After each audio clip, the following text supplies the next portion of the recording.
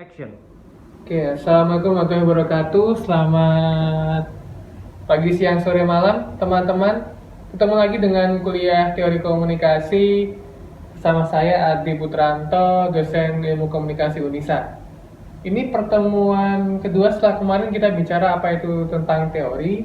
Kita akan mulai masuk di klasifikasi teori. Nah, teman-teman, sebelum kita mulai kuliah, marilah kita membaca doa terlebih dahulu. Berdoa, saya persilahkan. Mari kita awali dengan membaca doa mau belajar bersama-sama. A'udzubillahi minasyaitonirrajim. Bismillahirrahmanirrahim. Raditu billahi rabba wa bil islami dina wa bi Muhammadin nabiyya wa rasula. Rabbi zidni ilma warzuqni fahma. Amin. Silakan. Oke, cukup. Nah, kita melihat kembali sebelum kita membahas pada siang hari ini. Apa sih kegunaan teori itu? Di setiap proses komunikasi, kita sepakati kemarin komunikasi adalah proses penyampaian informasi dari komunikator ke komunikan. Dan teori itu adalah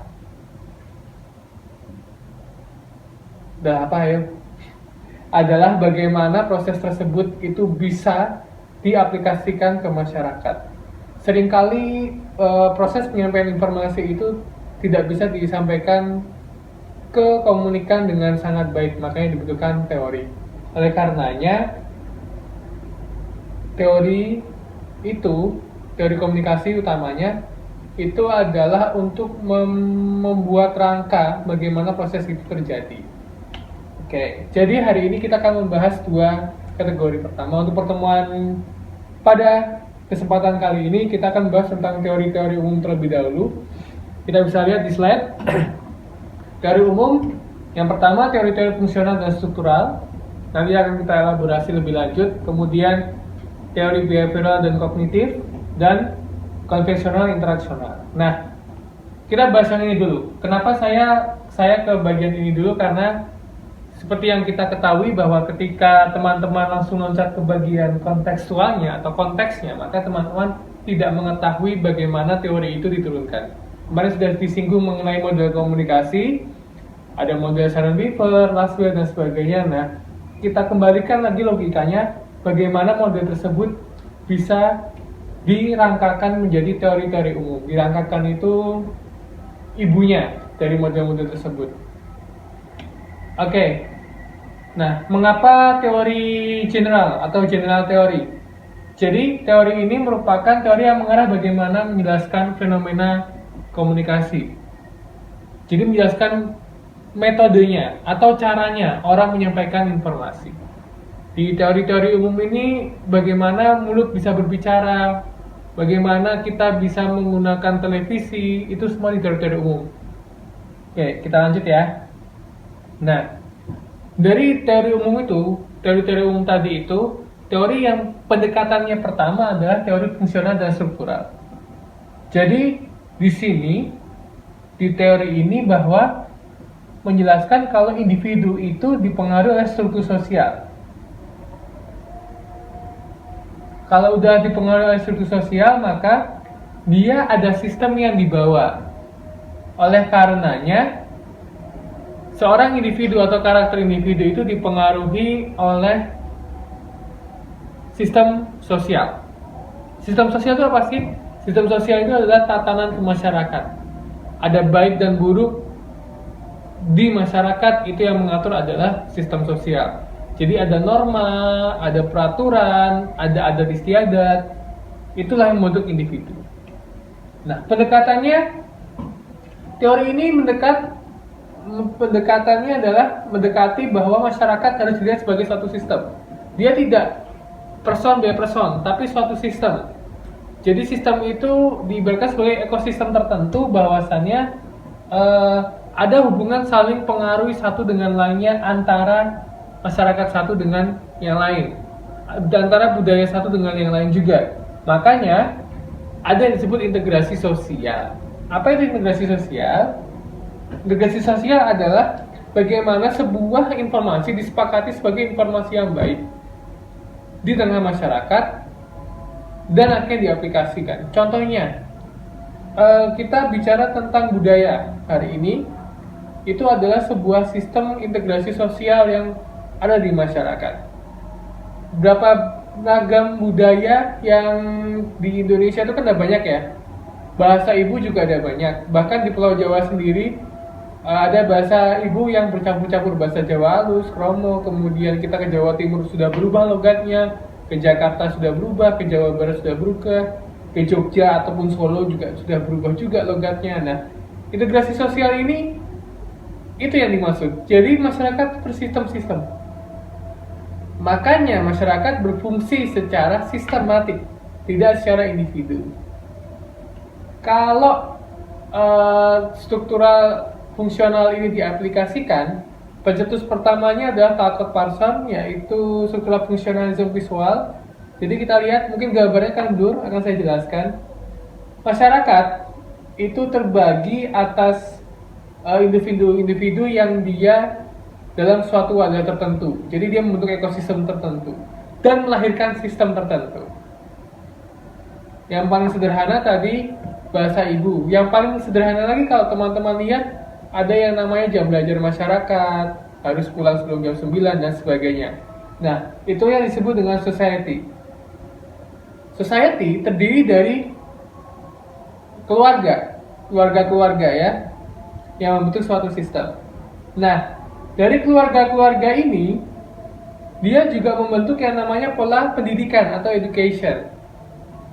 Misalnya, jam belajar masyarakat itu edukasinya di mana sih? Kita tidak boleh bertamu ke rumah orang di atas jam 9, kemudian setelah maghrib sampai menjelang isya itu adalah jam belajar untuk anak, kemudian kita kalau misalnya ke daerah tertentu harus mengetuk atau mengucapkan salam untuk pintu dan menyapa dengan bahasa yang sebaik mungkin.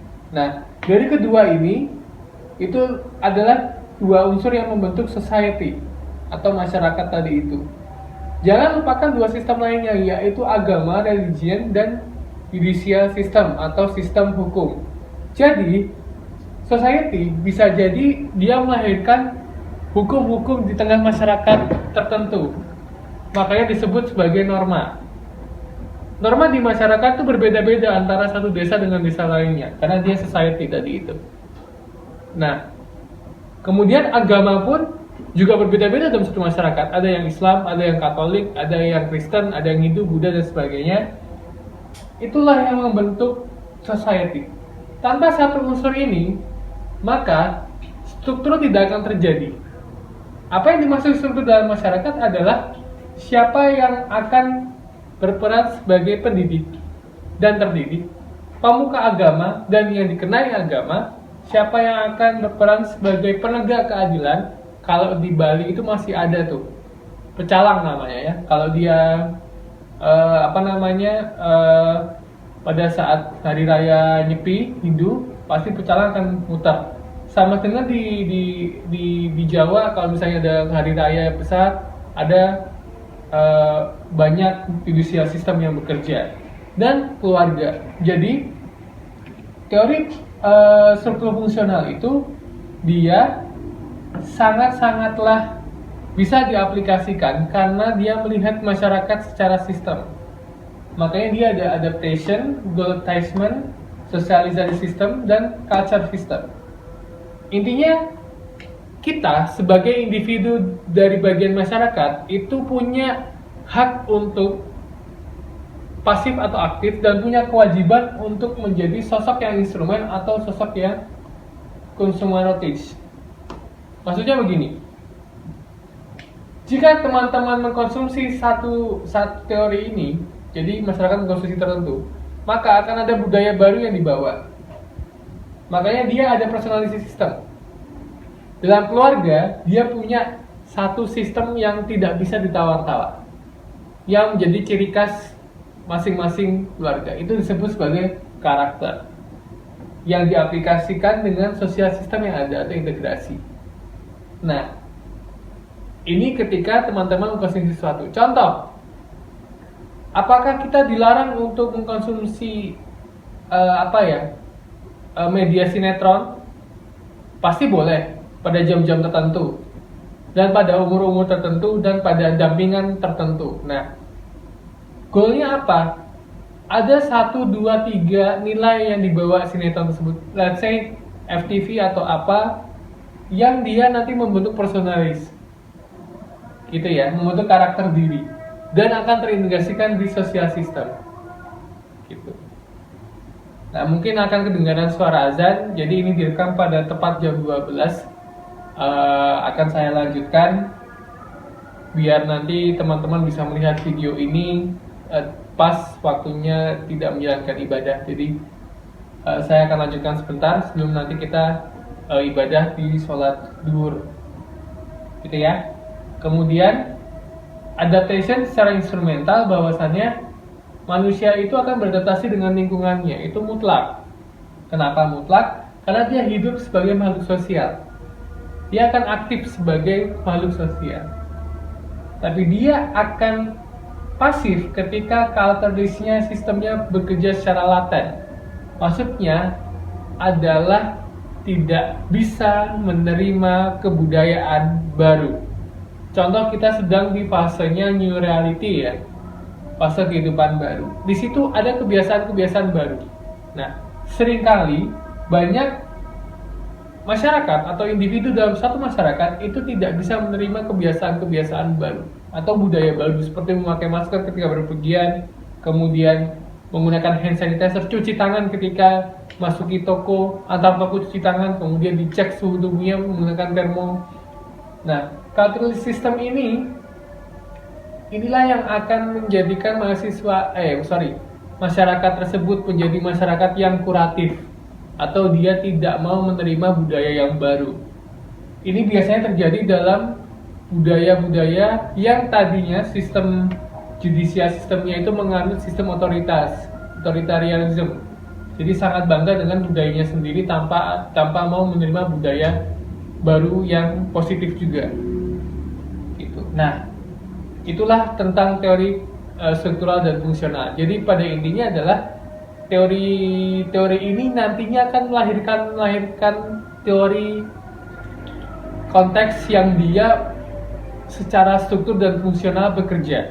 Jadi pandangannya teori ini nanti outputnya adalah teori-teori mengenai masyarakat. Kalau dilibatkan teori komunikasi di dalamnya, maka teori komunikasi yang melihat masyarakat tertentu. Contoh sederhana adalah teori-teori di komunikasi massa. Nah, itu ada contoh teori fungsional dan struktural. Kita belajar ke teori berikutnya, teori-teori behavioral dan kognitif. Jadi, sederhana sekali, behavioral dan kognitif itu adalah teori tentang sikap dan tingkat kecerdasan kognitif atau tingkat penerimaan dalam bahasa komunikasi. Salah satu konsep pemikirannya adalah stimulus respon, satu arah nih. Jadi menggambarkan proses informasi antara stimulus dan respon. Nah, dulu pada zaman era sebelum ditemukannya teori tentang komunikasi organisasi, stimulus respon ini dianggap sebagai satu arah. Tapi pada zaman sekarang bisa jadi ini dua arah. Jadi stimulus, respon, stimulus kembali, respon kembali. Nah, menurut pandangan komunikasi, ini adalah teori-teori tentang proses berpikir, tingkah laku, dan sikap seseorang. Jadi, teori behavioral dan kognitif ini melihat individu. Kalau tadi melihat masyarakat secara sistem, ini melihat individu. Maka model ini dinamakan model yang sangat-sangatlah lekat dengan keilmuan psikologi. Jadi, bagaimana keadaan mental dan tingkah laku perorangan itu dilihat dalam teori ini. Nah, ini bahasa sederhananya. Jadi, sederhananya begini teman-teman. Ketika kita menerima stimulus dengan kata-kata yang melarang, jangan main sore hari, itu berarti ada kalimat larangan di dalamnya.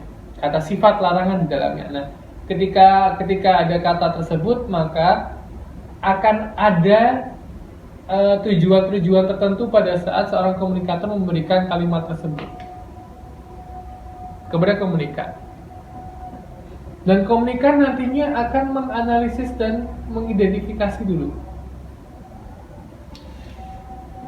Nah, lalu diberikan stimulus dia. Ketika diberikan stimulus, bisa jadi dia tidak akan pernah main di sore hari. Jadi dari pagi sampai siang, siangnya pulang, sorenya nggak main. Gitu. Apakah ini berhasil? Sangat berhasil ketika kalimat larangan ditaruh di depan. Tapi ketika kalimat larangan itu dihilangkan, boleh main dari pagi sampai siang saja ya. Maksudnya sama, cuman kata sifatnya dihilangkan, kata jangan tadi. Maka stimulus yang terjadi adalah orang tersebut akan menaati, tapi dia tidak akan ketakutan ketika ingin bermain sore hari atau siang jam 3 jam 4 itu masih bisa pulang dan sebagainya. Nah, seperti itulah teori tentang proses berpikir. Makanya acap kali ketika kita mendengar kalimat iklan, advertising, ini sangat berpengaruh di behavioral dan kognitif. Gunakan sabun ini untuk menjadikan tubuhmu bersih. Sangat seperti itu. Atau kata-kata sakti yang kita sering lihat di supermarket dan menjelang hari-hari besar atau hari libur pasti adalah diskon buy one get one dan sebagainya. Padahal ketika dihitung-hitung akan sama saja. Nah, oleh karenanya stimulus respon ini berfungsi untuk melihat tingkah laku dan proses berpikir seseorang. Sebelum saya ke konvensional interaksi, bedanya dengan strukturasi dan fungsional tadi adalah teori ini nanti akan melahirkan model komunikasi atau teori komunikasi yang disebut dengan bullet teori atau teori peluru. Ketika kita menyampaikan satu pesan atau informasi, maka orang itu akan mengiyakan. Bagaimana dengan sekarang? Konsep teori peluru masih ada, tapi bedanya adalah teori peluru dengan 2 tahap. Contoh, apakah boleh seseorang itu menciptakan sebuah keviralan dari keviralan sebelumnya? Contoh, misalkan seseorang mengcover sebuah lagu, kemudian ada orang lain yang mengcover dengan cara yang berbeda. Yang tadinya pakai alat musik lengkap, ini cuma pakai gitar. Kemudian ada lagi yang mengcover hanya dengan ketukan meja dan sebagainya. Nah, itu adalah behavioral dan kognitif. Kenapa? Karena si manusia itu berpikir bahwa ketika saya menciptakan keviralan yang sama, maka akan terjadi hal yang sama. Kalau zaman sekarang kita contohkan Letty Challenge, tahu ya? Jadi video musik yang dari make up bagus ke make up jelek, itu Letty Challenge. Bahkan banyak challenge yang beredar, bukan hanya Letty Challenge. Kemarin juga ada sistem polling. Tadi pagi saya ngechat Rafathar mau dicukur rambutnya pakai apa, dan semua netizen itu memberikan komentarnya. Itulah behavioral dan kognitif. Fungsinya apa sih teori ini? Fungsinya adalah biasanya di advertising akan kelihatan. Kita akan membuat iklan yang seperti apa, itu nanti fokusnya adalah di bagaimana kita melihat orang itu bertingkah laku dan berpikir. Gitu ya. Jadi yang saya paling menarik adalah iklan mie yang dia mengklaim bahwa tidak ada pengawet, tidak ada penambah rasa. Saya nggak bisa sebutkan mereknya, tapi kalau teman-teman melihat iklan pasti akan tahu yang saya maksud yang mana. Kemudian airnya jernih segala macam. Nah, itu adalah proses dari penciptaan teori behavioral dan kognitif bahwa orang-orang itu takut sakit, teman-teman. Maka dibuat makanan dan minuman yang sehat, bahkan yang ada manis-manisnya. Gitu ya. Nah, itu teori behavioral kognitif.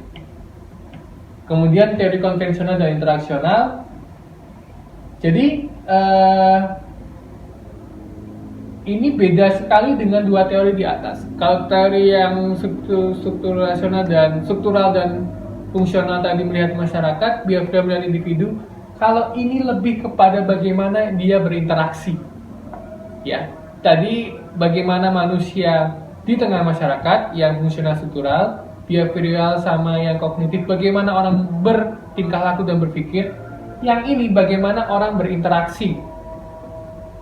Jadi kalau dalam bahasa Islamnya hablum minanas atau hubungan antar manusia. Nah, ada aturannya ketika orang berinteraksi di sini. Maksud dari teori konvensional dan interaksional seperti itu. Jadi kenapa dikatakan konvensional? Sebab kebiasaan orang bertukar informasi atau berinteraksi itu sudah ada pada zaman dahulu. Pertama dulu pakai apa sih berinteraksi? Pakai gambar, pakai tulisan, kemudian dikenallah pakai bahasa tertentu dan sebagainya dan sebagainya.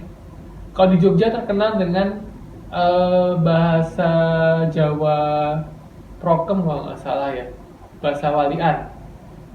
Iya ya, bahasa Walian. Jadi Gagadu tahu kalau itu merek itu sebenarnya matamu dan sebagainya. Nah, itu adalah sepakat dalam hal berbicara, bersikap sopan santun, menyapa dan sebagainya. Teori berkembang di aliran internasionalisme simbolik. Jadi ketika kita bilang kita simbol ini oke, artinya ini juga boleh oke. Kemudian ini gerakan dari orang untuk memilih suara dan sebagainya. Kemudian kita melotot, kita menjulurkan lidah, kemudian kita berkedip, itu mengartikan lambang-lambang tertentu. Kalau bahasa tadi ada bahasa Walian, atau kalau di Malang terkenal dengan Jancu. Apakah itu kasar atau tidak, itu tergantung dari kesepakatan tadi itu. Jadinya teori konvensional dan internasional ini based on kesepakatan dari budaya tertentu.